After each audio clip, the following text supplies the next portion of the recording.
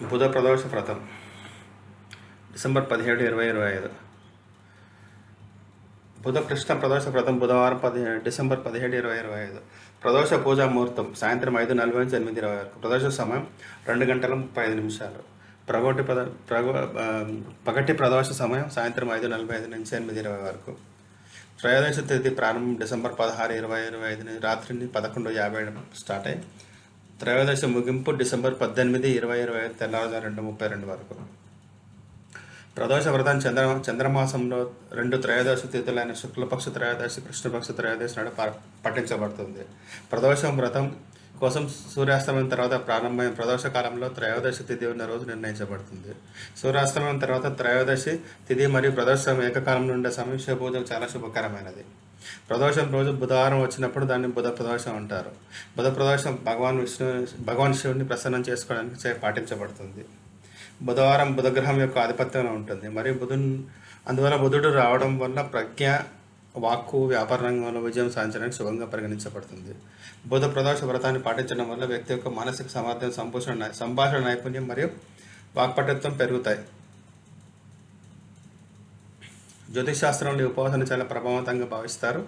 తమ జాతకంలో బుధుడికి సంబంధించిన అశుభ యోగాలన్నీ ఎదుర్కోవడానికి వ్యక్తులకు ఇది సిఫార్సు చేయబడింది. బుధుడు వాక్కు, బుద్ధి, తర్కం, సంభాషణ, గణితం మరియు వాణిజ్యాన్ని నియంత్రిస్తారని నమ్ముతారు. అందువల్ల విద్యార్థులు మరియు వ్యాపారస్తులు ఈ ఉపవాసాన్ని ప్రత్యేకంగా ఫలదాయకంగా ఉంటుంది. బుధ ప్రదోష వ్రతం కథ. మొండి అల్లుడు మరియు అతని కొత్తగా పెళ్ళైన భార్య కథ. సూతమహాముని మంగళ ప్రదోష కథను వినిపించిన తర్వాత శౌనకాది ఋషులకు ఇలా చెప్పాడు: ఇప్పుడు నేను బుధ త్రయోదశి ప్రదోష వ్రత కథ వర్ణిస్తాను, మీరందరూ శ్రద్ధగా వినండి. ప్రాచీన కాలంలో ఒక గ్రామంలో ఒక పురుషుడు ఉండేవాడు. అతని కొన్ని రోజుల క్రితం వివాహం జరిగింది. వివాహం జరిగిన కొన్ని రోజులకు అతను తన భార్యను తీసుకువెళ్ళడానికి మా అమ్మగారింటికి వెళ్ళాడు. అతను బుధవారం రోజునే తన భార్యను తీసుకువెళ్ళడానికి వచ్చాడు.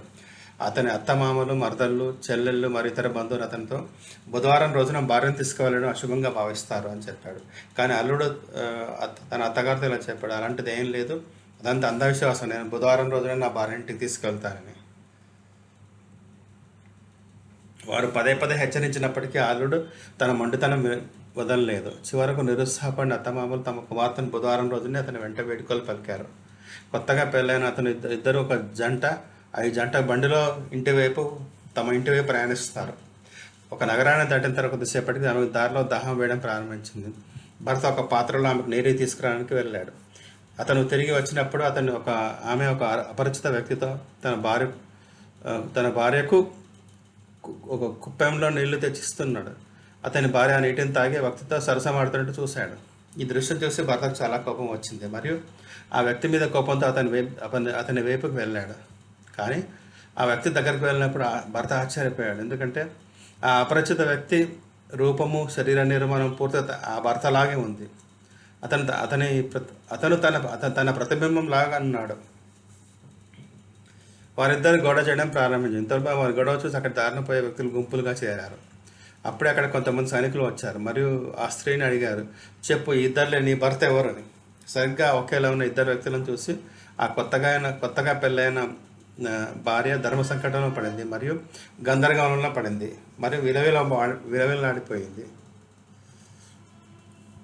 రహదారిలో తన భార్య పరిస్థితి చూసి పురుషుడు కూడా చాలా బాధపడ్డాడు మరియు మనసులో భగవాన్ శివుణ్ణి ప్రార్థిస్తూ: ఏ మహాదేవ, మీరు మరియు నా కొత్త భార్య రక్షణ చేయండి. నేను బుధవారం రోజున నా భార్యను తీసుకొచ్చి తప్పు చేశాను. హే బోలాశంకర, భవిష్యత్తులో ఇలాంటి తప్పులు చేయను, నన్ను క్షమించండి భగవాన్ అని ప్రార్థించాడు. భగవాన్ శివుడు అతని ప్రార్థన అంగీకరించాడు. తక్షణమే అపరిచిత వ్యక్తి అక్కడ నుండి అదృశ్యమయ్యాడు. తర్వాత భర్త తన కొత్త భార్యను తీసుకొని సురక్షితంగా తన ఇంటికి చేరుకున్నాడు. ఈ సంఘటన తర్వాత భార్యాభర్తలిద్దరూ విధి విధానాలతో శ్రద్ధగా బుధవారం ప్రదోష వ్రతాన్ని పాటించడం ప్రారంభించారు. ఇది శ్రీ బుధ ప్రదోష వ్రత కథ సంపూర్ణం.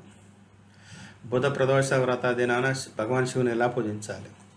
బుధ ప్రదోష వ్రతాన్ని చేస్తూ ప్రదోష కాలంలో శివలింగాన్ని షోడశోపచార పూజా విధానంతో పూజించాలి.